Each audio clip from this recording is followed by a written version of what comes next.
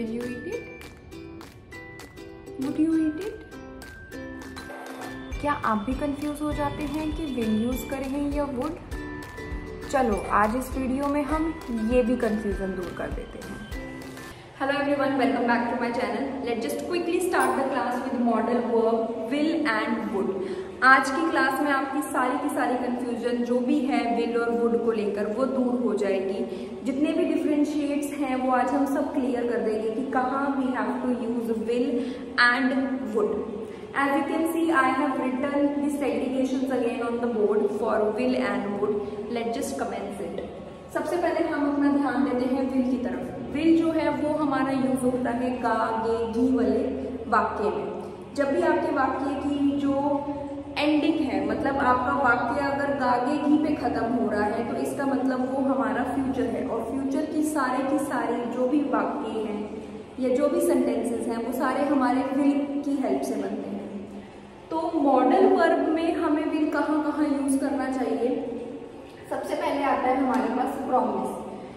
किसी भी तरह का प्रॉमिस हो, अगर आप करें या आपसे कोई करे, तो वहां पे हम हमेशा यूज करेंगे विल मॉडल। जैसे कि सपोज आपने किसी को प्रॉमिस किया है मिलने का, तो वहां पे हम लिख सकते हैं I will meet you.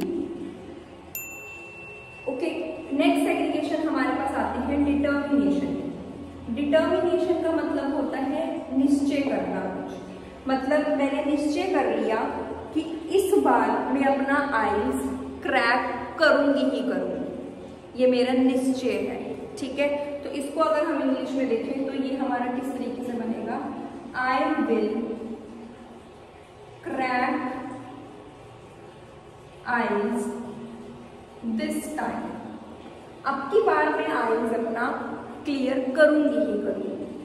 Next जो डिटर्मिनेशन के बाद हमारे पास सेग्रीगेशन आती है विल में, वो है विलिंगनेस।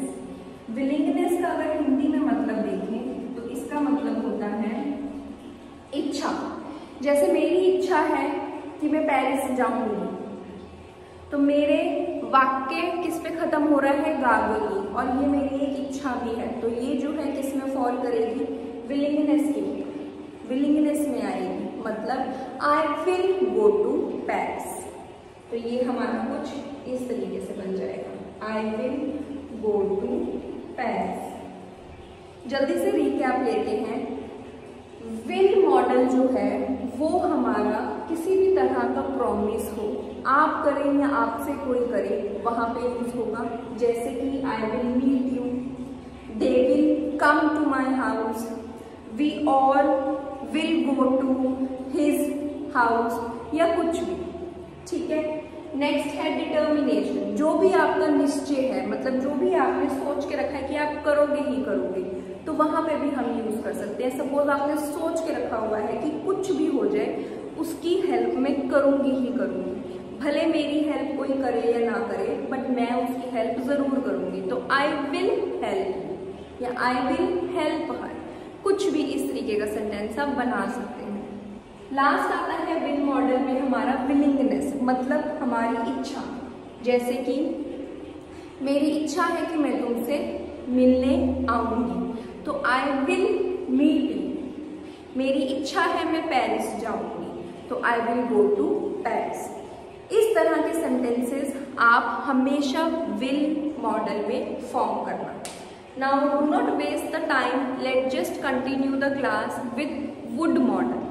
would model जो है सबसे ज्यादा यूज होता है, लोग आजकल इसको बहुत यूज करते हैं ऑफिशियली, फॉर्मल, इनफॉर्मल लैंग्वेजेस के साथ। किसी को रिक्वेस्ट करनी है, मेल सेंड करनी है, रिसीव करनी है, कुछ भी हो, बहुत ज्यादा ये would मॉडल जो है वो यूज होता है।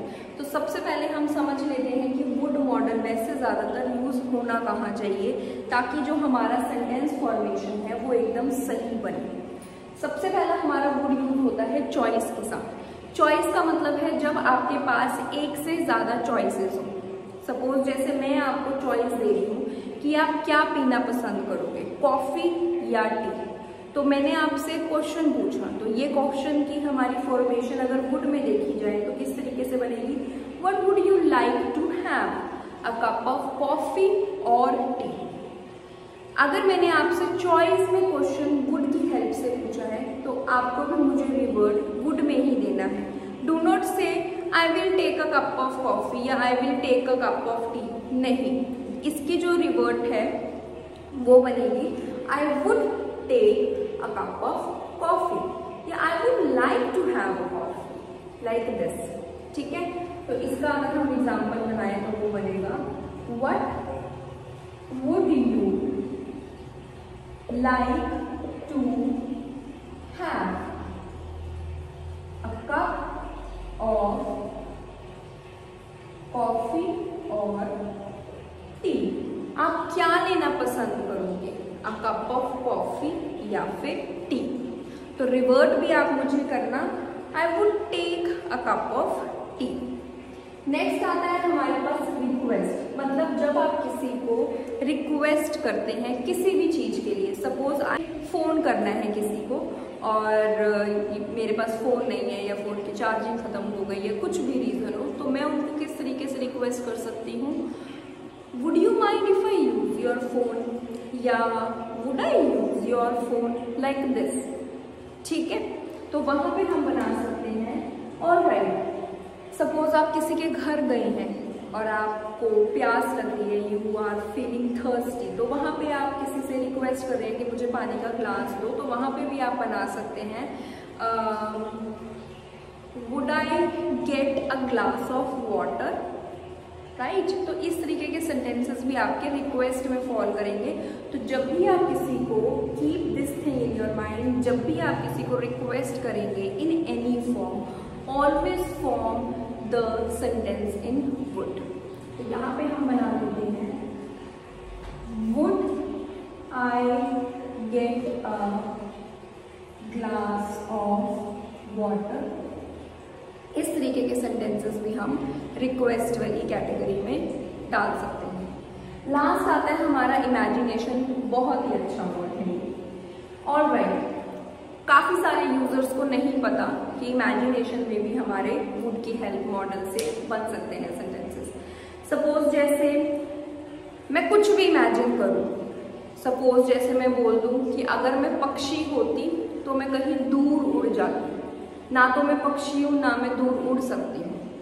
या सपोज अगर मुझे कहना हो कि अगर मैं तेरी जगह होती तो मैं उसको सब सच बता देती, बट ना तो मैं तेरी जगह थी ना मैंने उसको कुछ भी बताया। तो इसको हम किस तरीके से बोल सकते हैं, if I were you I would tell her truth.